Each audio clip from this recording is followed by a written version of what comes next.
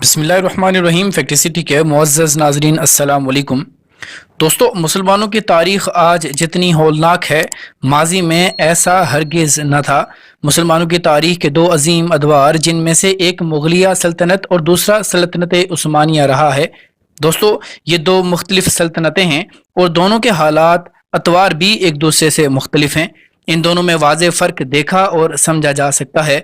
सल्तनत उस्मानिया पूरी दुनिया के मुसलमानों की नुमाइंदा सल्तनत थी, यानी उम्मत का दर्द रखने वाली कौम थी और सही मानों में मुसलमानों की नुमाइंदगी करते हुए मुसलमानों को एक जिस्म और एक जान बनाने में कोशां रहे।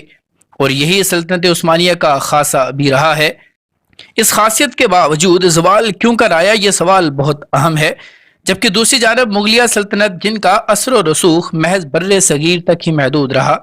मुगलिया सल्तनत की बुनियाद ज़हीरुद्दीन बाबर ने रखी और इस सल्तनत के बादशाहों का महज एक ही वतीरा रहा है, मकबरे और सयाहती मकामात का फ़रोग और ऐशो इश्रत से ज़िंदगी गुजारना।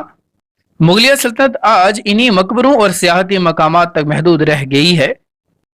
मुगलिया सल्तनत के बादशाह टीपू सुल्तान ने जब सल्तनत उस्मानिया से मदद की बात की, तो इस वक्त सल्तनत उस्मानिया के बादशाह ने मदद से इनकार क्यों कर दिया? इस सवाल ने तारीख में हलचल मचाए रखी।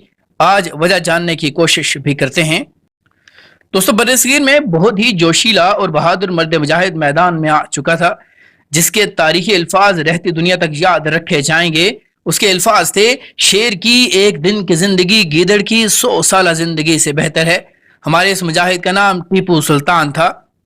आपको बताते चलें कि जैसे हिंदू माएँ अपने नन्हे बच्चों को महमूद गजनवी का नाम ले लेकर सुलाती थीं, इसी तरह अंग्रेज अपने बच्चों को टीपू सुल्तान के नाम से डराया करती थीं।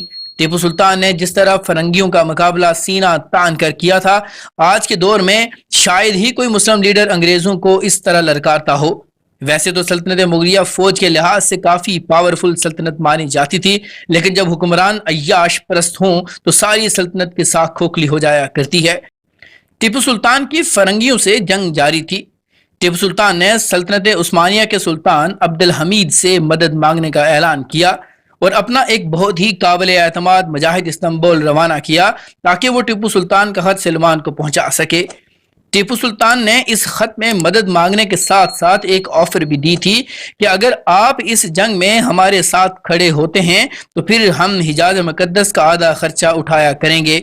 लेकिन अब यहाँ पर तारीख को थोड़ा सा वाज़ेह किया जा रहा है कि सल्तनत उस्मानिया ने टीपू सुल्तान की मदद इसलिए नहीं की थी कि वो हमारे मुकाबले में सल्तनत ना खड़ी कर दे, बल्कि हकीकत ये है कि इस दौरान सल्तनत उस्मानिया खुद यूरोप से लड़ाई में मसरूफ थी और जंग हारने के करीब थी। जहां टीपू सुल्तान ने सल्तनत उस्मानिया से मदद की अपील की थी, वहीं सल्तनत उस्मानिया ने खुद मुस्लिम रियासतों के सरबराहान को खतूत लिखकर उनसे यूरोप के खिलाफ जंग में मदद की अपील की थी। इसलिए टीपू सुल्तान को ये जंग अकेले ही लड़नी पड़ी और टीपू सुल्तान की शहादत भी उसी जंग में हो जाती है। अंग्रेजों को उनकी लाश के करीब जाने की हिम्मत नहीं थी, क्योंकि टीपू सुल्तान का रोब और दबदबा फरंगियों के दिलों में बैठ चुका था और वो इस मर्द मुजाहिद की लाश से भी घबरा रहे थे। दोस्तों, टीपू सुल्तान की ये कुर्बानी हमें ये सबक देती है कि अगर हमारी नीयत साफ हो और अल्लाह पर पुख्ता यकीन हो तो कुफ्र के सामने डट जाने में ही हमारी भलाई है। अगर एक टीपू सुल्तान से बरतानिया इतना डरता था, तो इस कौम में सैकड़ों हजारों टीपू सुल्तान पैदा हो सकते हैं, जो कि पूरे आलम कुफ्र को ईमान की ताकत से शिकस्त से दोचार कर सकते हैं। उम्मीद है कि हमारी आज की ये वीडियो आपको ज़रूर पसंद आई होगी। वीडियो पसंद आने की सूरत में लाइक, शेयर और कमेंट करके अपनी आरा से हमें ज़रूर आगाह कीजिएगा। मिलते हैं अगली वीडियो में किसी नए टॉपिक के साथ। तब तक अपना और अपने से मुंसलिक तमाम लोगों का खूब ख्याल रखिएगा। फ़ी अमानिल्लाह।